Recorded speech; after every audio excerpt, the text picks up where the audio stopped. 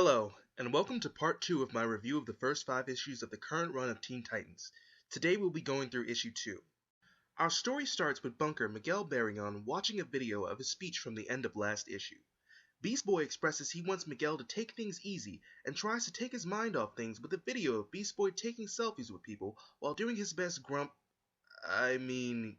Cat impression. Meanwhile, the hijacker that Wonder Girl threw off the bus in last issue is in a hospital wing on Rikers Island. The doctors comment on how lucky he is that his vest didn't go off because of how hard Cassie threw him. They leave and Tim reveals himself to have been hiding in the room the whole time, waiting to question the criminal. Tim interrogates the injured hijacker, but before he can get any clear answers, the criminal flatlines. Tim hides as the doctors return to try and revive the hijacker, but they are too late.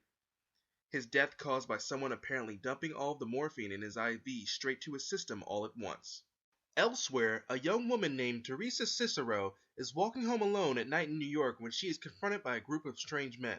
Before they have the chance to do anything, a girl gang who hero worship Wonder Girl shows up and proceeds to pummel the ever-living crap out of the guys. Their leader hands Teresa a bat and offers her a spot in the gang. Teresa smiling at the offer. Over at Star Labs, Black and Power are reviewing the footage of the robotic assailant from the last issue killing the security guard.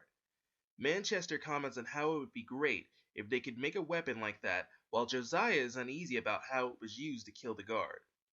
As they continue their discussion, they are interrupted by an explosion from a nearby Star Labs facility. Back at their apartment, Miguel and Gar are still having their conversation when Miguel finds a news feed about the explosion. The two suit up and prep to handle the situation. They arrive outside the lab and are met by a pair of scientists who explain that if the fire from the explosion reaches a volatile experiment in the building, that it will blow up all of Manhattan. With no time to lose, Gar and Miguel split up, Gar going to rescue the scientists, and Miguel going to handle the fire. As soon as Miguel enters the building, he is greeted by none other than the lead hijacker from last issue. She stops his comlink from working to keep him from calling for help, and the two engage in battle, Miguel seeming to have the upper hand. As the fight goes on, the hijacker explains that they set up the explosion on purpose, and that all they need to do is to stall Bunker long enough for the fires to reach the experiment. However, once Miguel is able to get a closer look, he realizes his attacker is a robot, making things a lot easier since he no longer has to hold back. He sends a tiny brick into the robot's head and quickly expands it, causing her head to explode. Meanwhile, Beast Boy has rescued the scientists, who are panicking because they believe that there is no way to stop the fire since the emergency systems were damaged during the first explosion. The second explosion happens, but is suppressed by thousands upon thousands of tiny little purple bricks, courtesy of Bunker himself.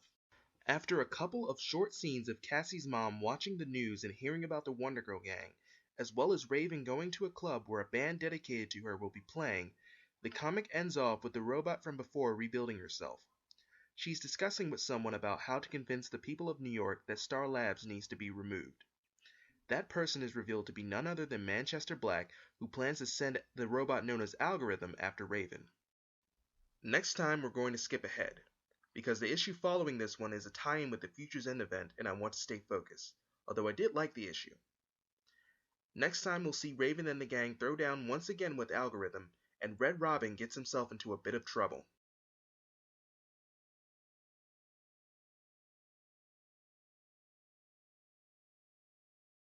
Also, I know I didn't exactly do a review part of this, more of just an overview, but I've decided that I'm just going to wait till after I've gone through all 5 issues to do that.